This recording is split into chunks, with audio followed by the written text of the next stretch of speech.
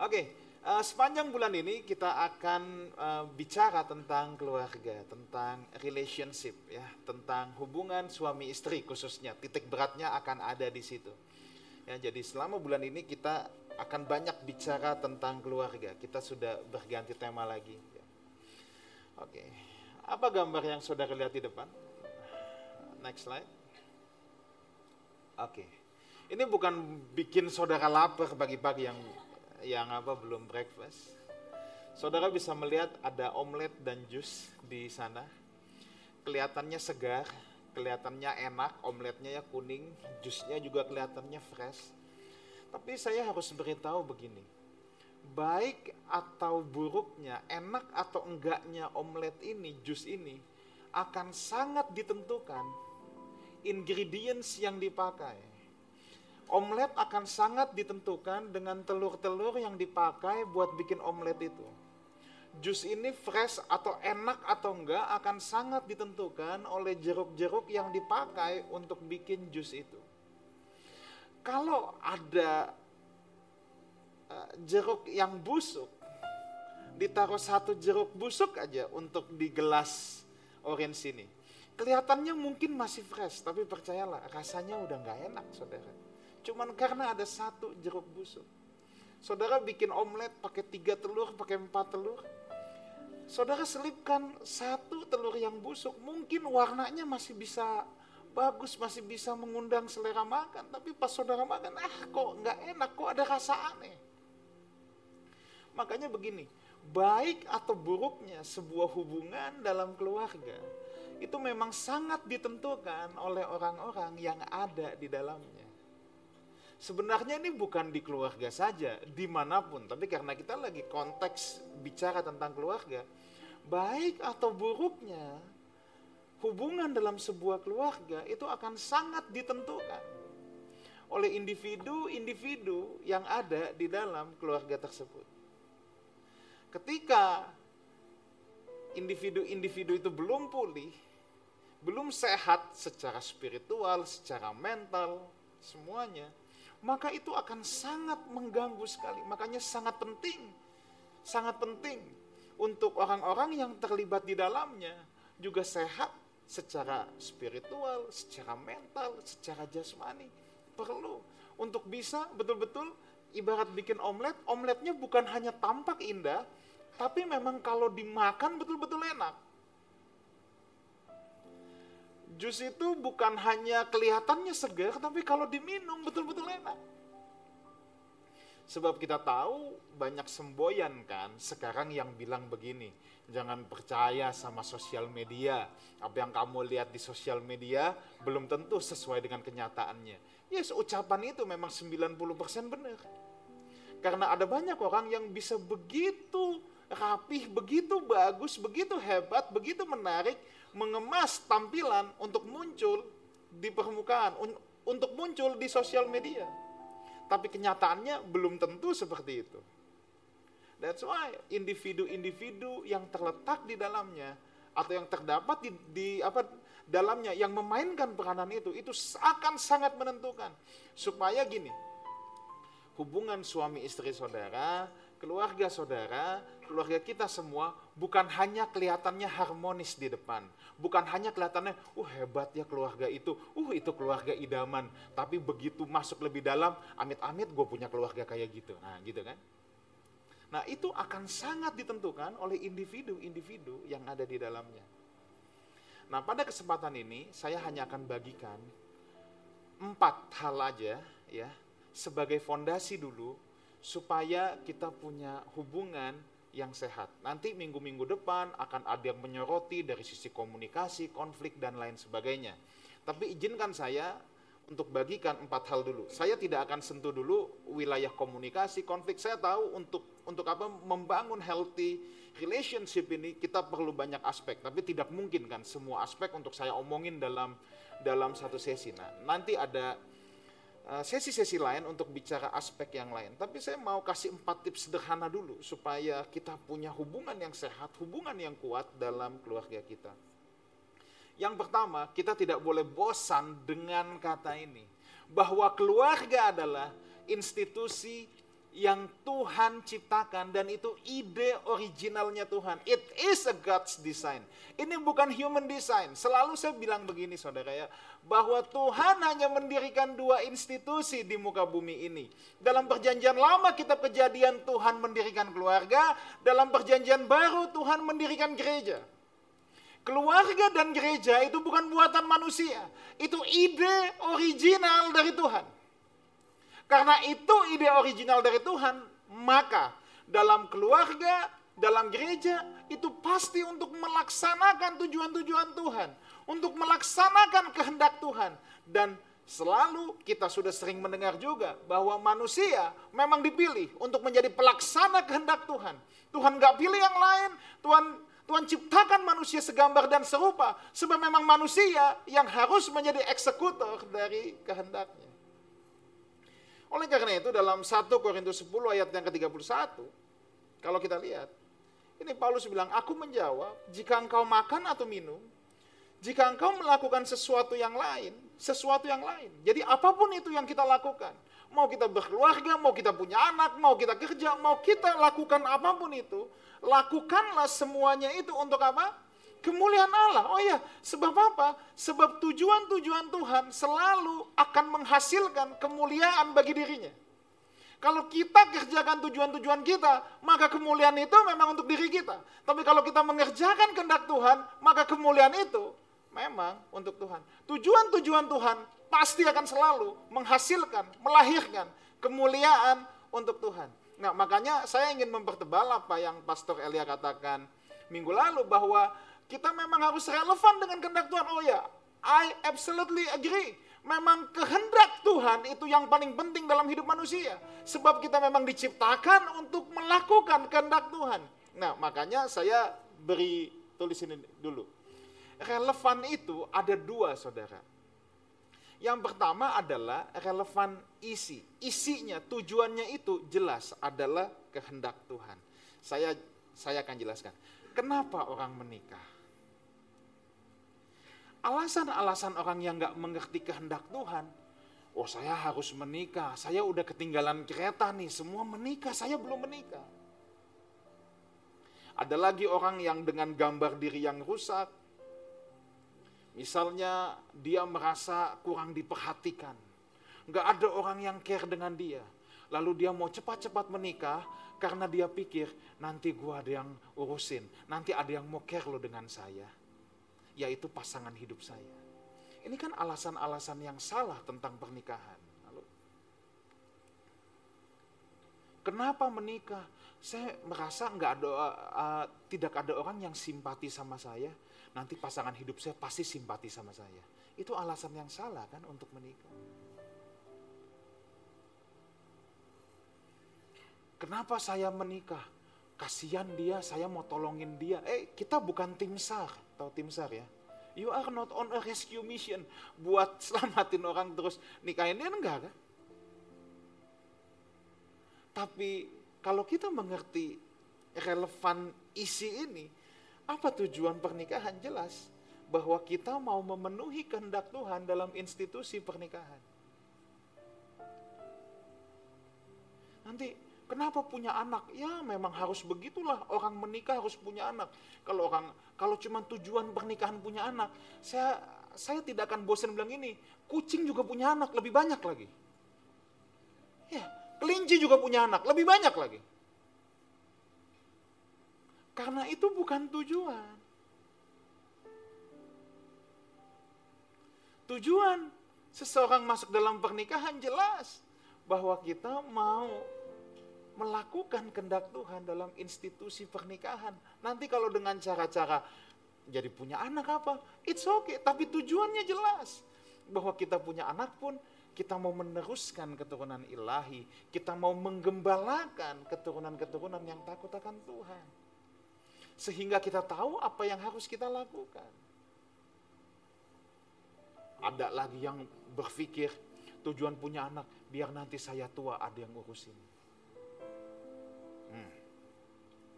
Nanti kalau anaknya mulai nggak urusin, dia jadi kepahitan sama anaknya. Sebab memang sebenarnya bukan itu isunya kan. Nah ini loh yang dimaksud dengan relevansi isi. Kita harus relevan dengan kehendak Tuhan. Saya kasih tataran fondasinya dulu. Tapi ada yang kedua saudara.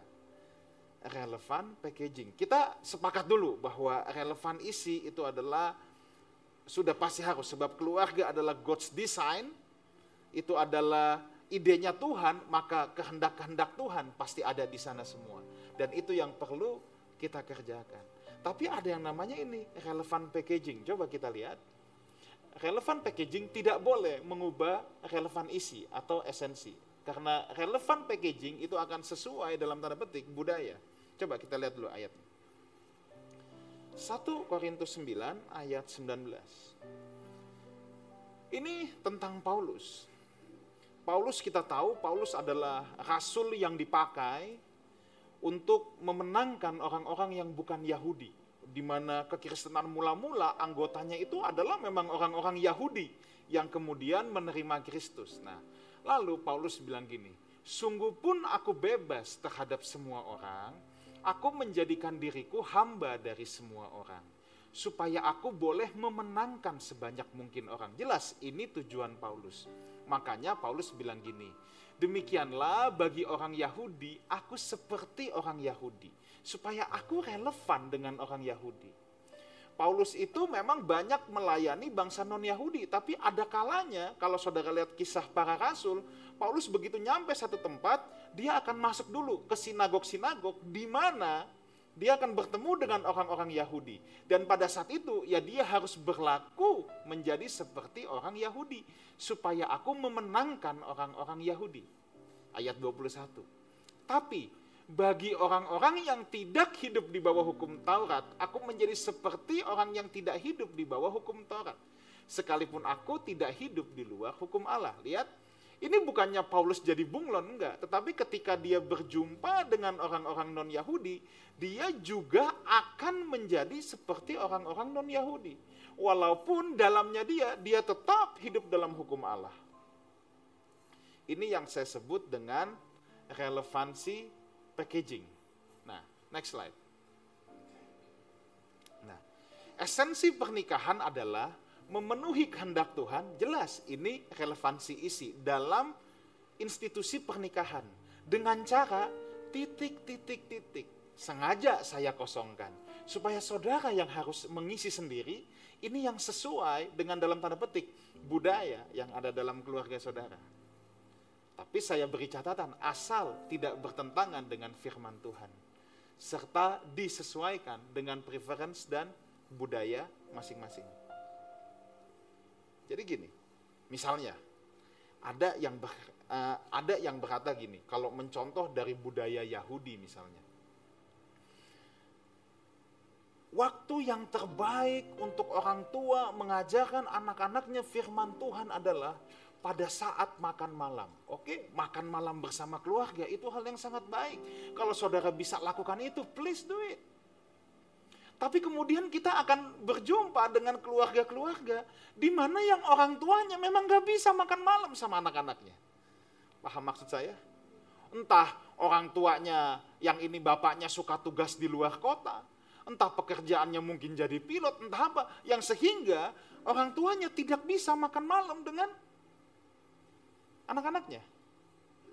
Maka dia tetap harus mencari cara untuk memenuhi relevan isi itu dengan packaging yang sesuai dengan konteks dia.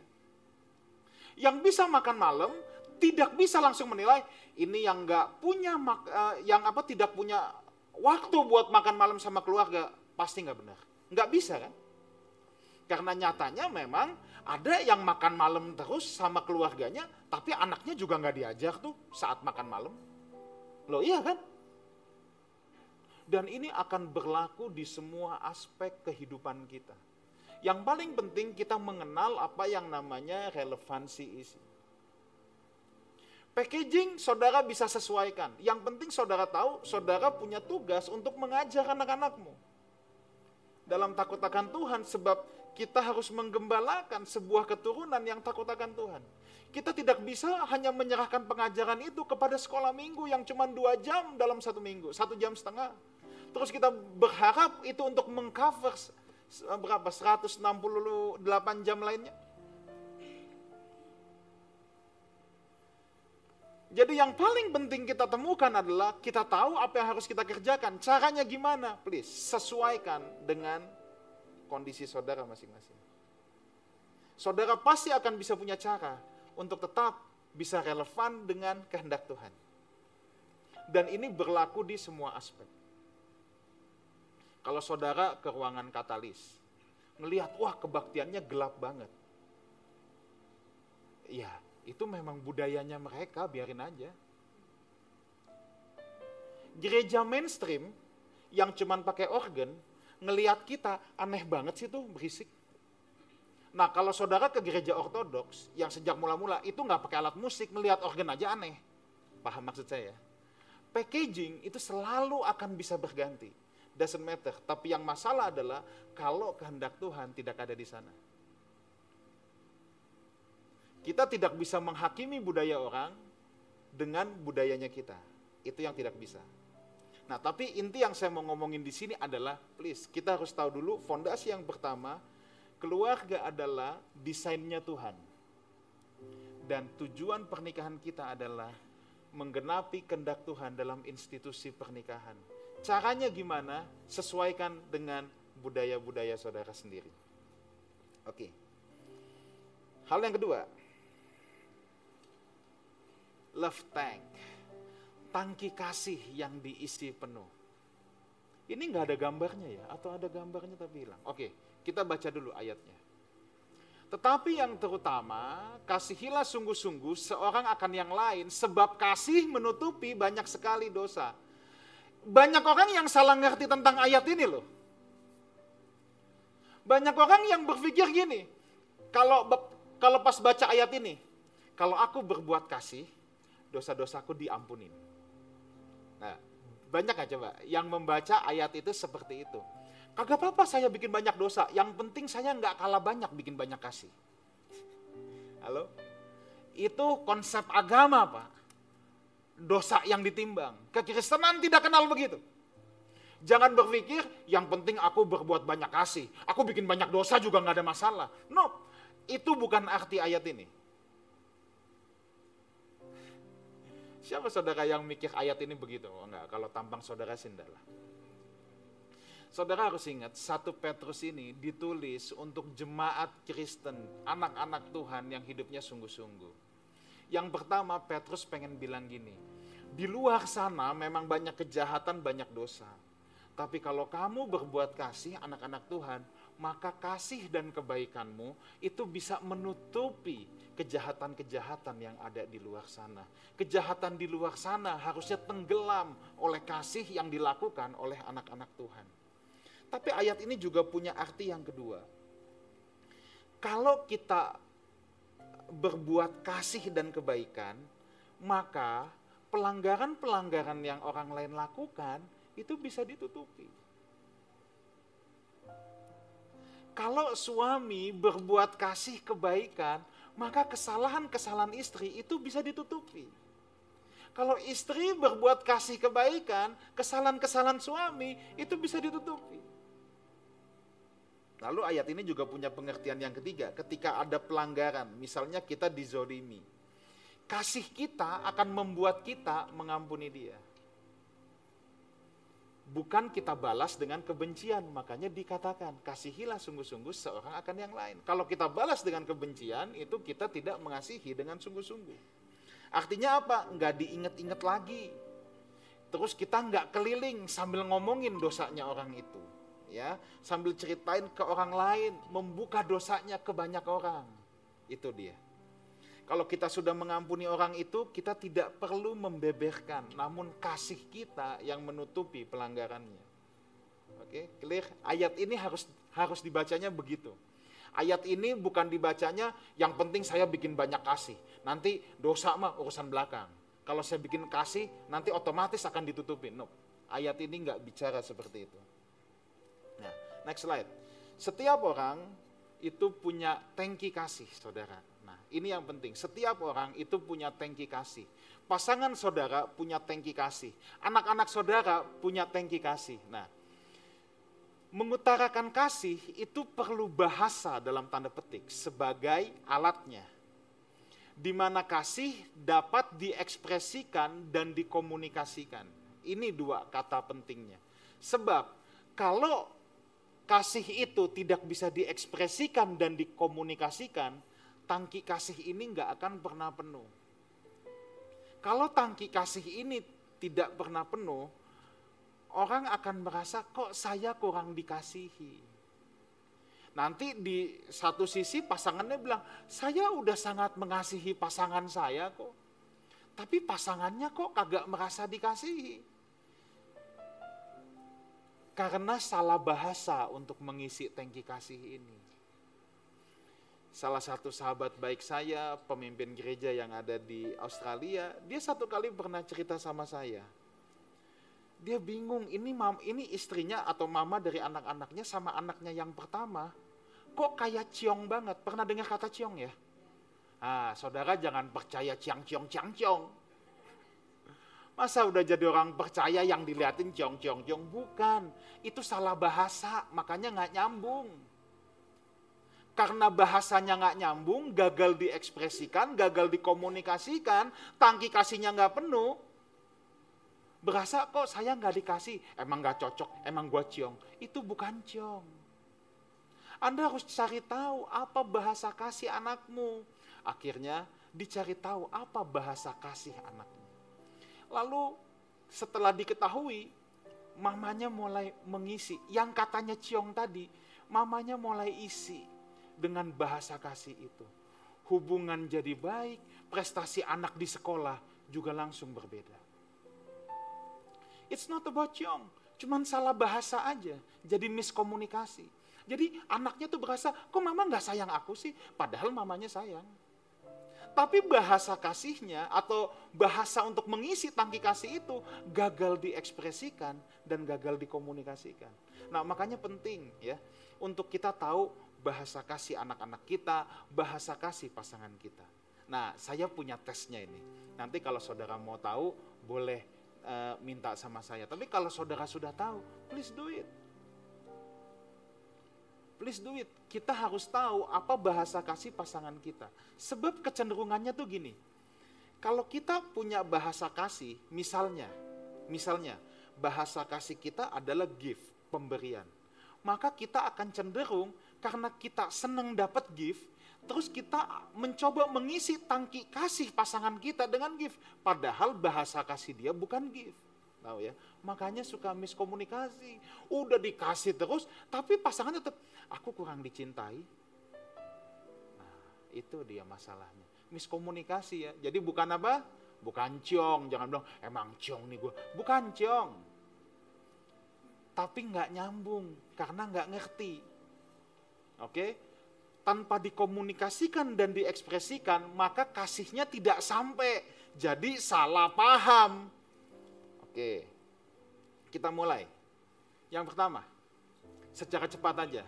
5 bahasa kasih. Saya secara cepat, saudara juga udah nggak asing dengan hal ini.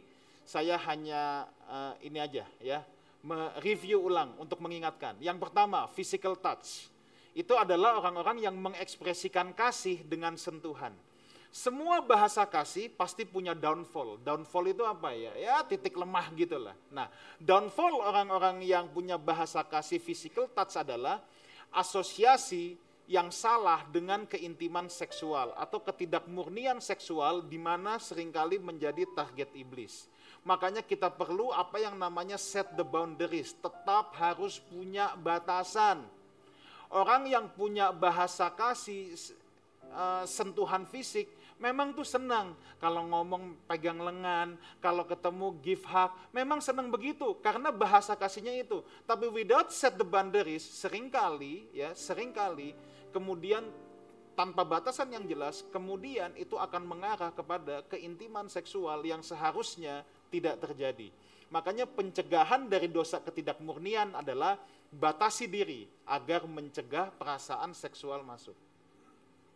Saudara akan dengan mudah kok kalau ngelihat pasangan saudara misalnya punya bahasa kasih sentuhan fisik. Ya jelas kalau sama pasangan sendiri keintiman seksual boleh, tapi ini kan kalau orang yang punya bahasa kasih sentuhan fisik kan sekalipun tidak ke pasangan sendiri, cenderungnya mau ada kontak fisik. Itu yang perlu dibuat boundaries. Nah, kalau pasangan saudara bahasa kasihnya sentuhan fisik, dia tuh akan seneng kalau jalan digandeng, jalan dirangkul, itu tuh seneng sekali. Nah, karena itu full tanknya tuh terisi. Senang dipijitin, ya kalau dipijitin semua senang lah ya. Intinya pasangan saudara akan senang kalau ada kontak fisik. It's not talking about the sexual, tapi senang kalau ada kontak fisik. Nah, yang selanjutnya, word of affirmation atau kata-kata pujian. Mengekspresikan kasih dengan kata-kata pujian, kata-kata yang membangun, kata-kata yang menguatkan. Downfall-nya apa? Gila pujian, haus pujian. Semua ini punya downfall, saudara. Nah, saudara jangan aneh kalau punya pasangan dikit-dikit tanya, "Pa, mama gimana? Cantik nggak hari ini?" Nah, gitu ya. Terus, "Papa sayang nggak sih sama mama?" Kadang-kadang dia nanya 1 hari sampai 5 kali. Nah, itu tandanya pasanganmu itu memang punya tangki kasihnya, word of affirmation. Nah, tapi kalau saudara yang punya tangki kasih word of affirmation itu, harus juga ingat ada downfall. Downfall-nya itu apa? Gila pujian, maunya dipuji terus. Nah, itu semua pasti punya downfall. Nah, orang yang punya bahasa kasih word of affirmation, paling susah apa? Ya terima kritik. Terima kritik, kan dia senangnya dipuji. Kalau terima kritik, dia akan baca itu sebagai serangan. Nah, makanya pencegahan dari efek buruknya, yuk membuka diri, rendah hati ketika kritikan datang. Next. Quality time. Mengekspresikan kasih dengan menghabiskan waktu bersama. Ya, ini kalau pasanganmu ada bahasa kasih quality time. Ya. Downfall-nya apa? Fokus pada menghabiskan waktu, bukan pada orangnya. Akhirnya atensinya kurang menikmati saat menghabiskan waktu. Senang sama-sama, tapi nggak fokus pada orangnya. Main handphone sendiri, aktivitasnya sendiri. Akhirnya habisin waktunya dapet sih, tapi kualitasnya kurang dapet. Nah, itu tuh downfall-nya. Ya, itu yang harus kita perhatikan. Pencegahan dari efek buruk. Saat quality time, ya udah jangan izinkan orang-orang yang tidak berkepentingan buat ikutan. Ya, itu pencegahan dari efek buruknya. Jangan kalau pasangannya misalnya bahasa kasihnya quality time, tapi dianya enggak. Pasangannya ajak pergi, yuk nggak tahu dia ajak satu RTI ikutan. Nah, ini jadi bubar saudara ya, bubar langsung. Oke, next. Give. Mengekspresikan kasih dengan pemberian. Ini nggak harus mahal. Kalau pasanganmu punya bahasa kasihnya give, saudara pulang kerja, bawain kue 1 potong juga seneng dia. Pokoknya dia mesti ada aja yang dikasih gitu loh. Ya. Nah, tapi ada downfall. Apa downfallnya? Bersikap manipulatif di balik pemberian hadiah. Jadi nggak tulus. Nanti pemberian sebagai alat controlling. Pembelian supaya alat biar dia nurut sama gua. Nah, ini downfall-nya, hati-hati. Ya. Pencegahan dari efek buruk. Nah, ini. Kalau yang punya pasangan bahasa kasihnya give, jangan sampai Anda lupa hari-hari penting. Wah, itu cilaka 12.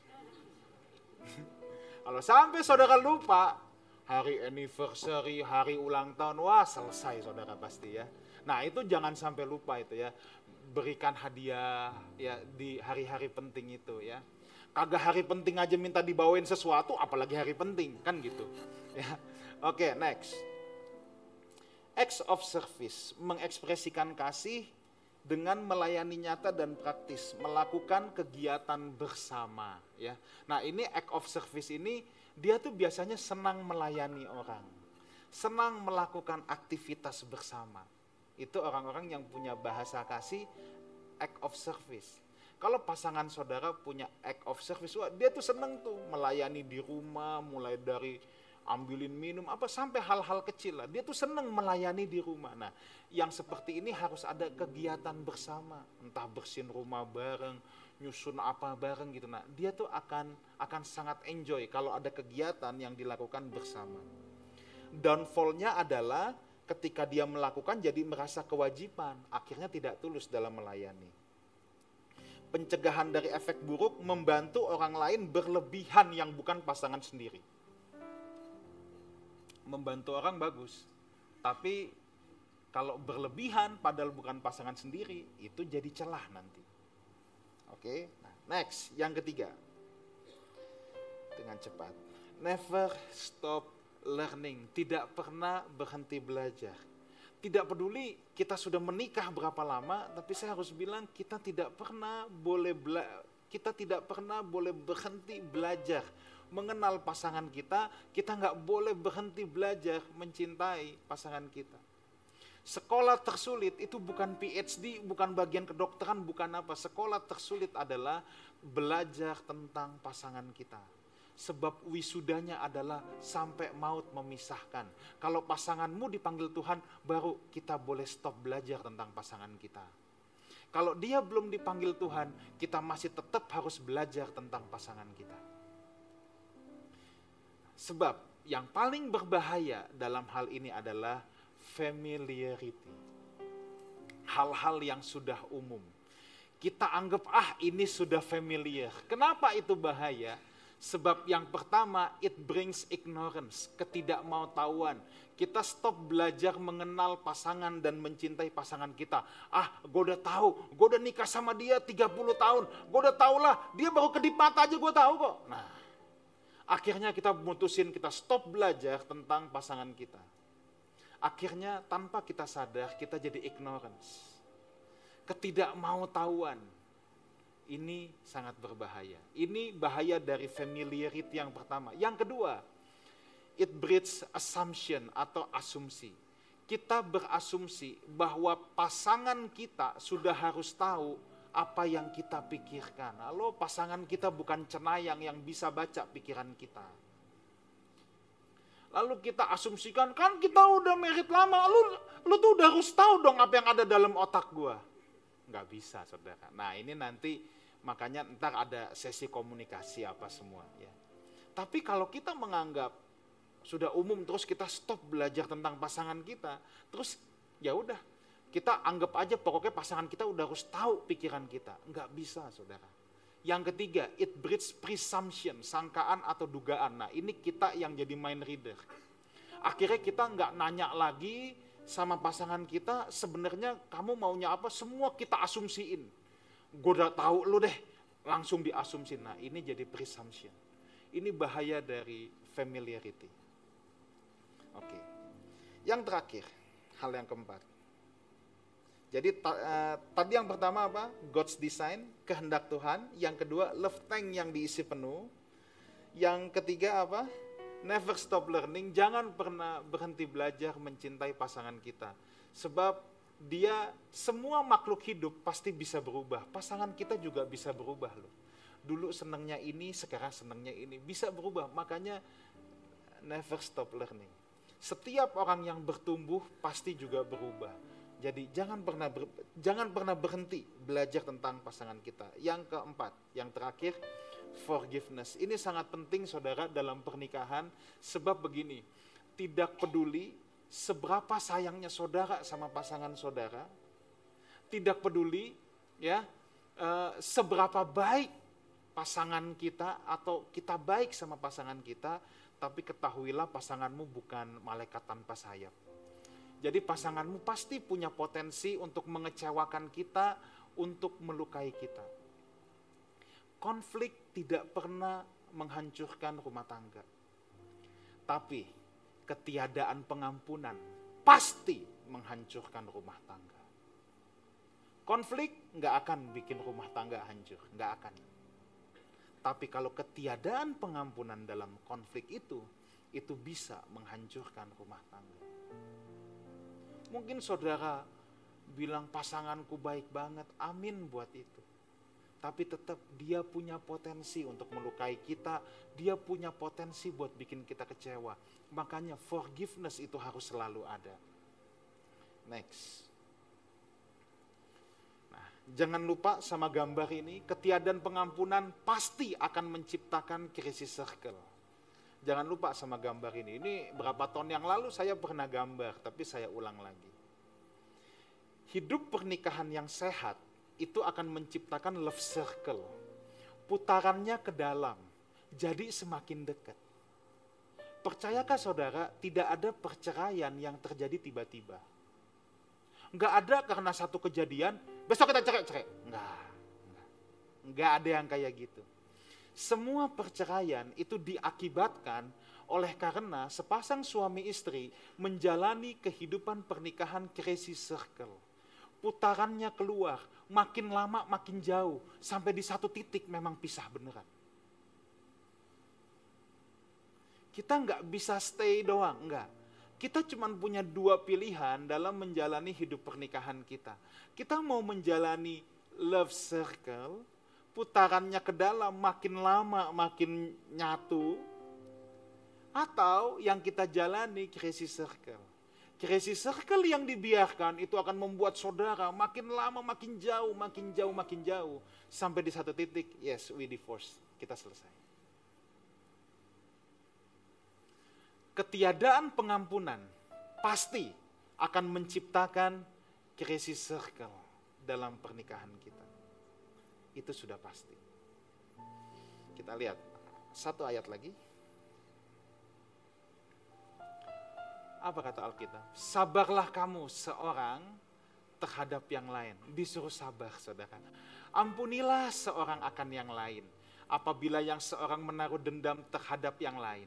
Sama seperti Tuhan telah mengampuni kamu, kamu perbuat jugalah demikian. Secara cepat, ada 4 tips sederhana secara cepat. Yang pertama, jadilah murah hati dan jangan cepat menghakimi. Sadari yuk, walaupun pasangan kita salah, sadari kita juga punya banyak kekurangan, kita juga punya banyak kesalahan. Jadi kita jangan cepat menghakimi tentang kekurangan pasangan kita. Yes, betul dia salah, tapi kita itu juga bisa punya banyak salah. Yang kedua, komunikasikan dengan ini, kata kuncinya apa? Kasih. Komunikasikan dengan kasih perasaan kita yang terluka. Jangan komunikasikan dengan emosi, komunikasikan dengan marah-marah, enggak.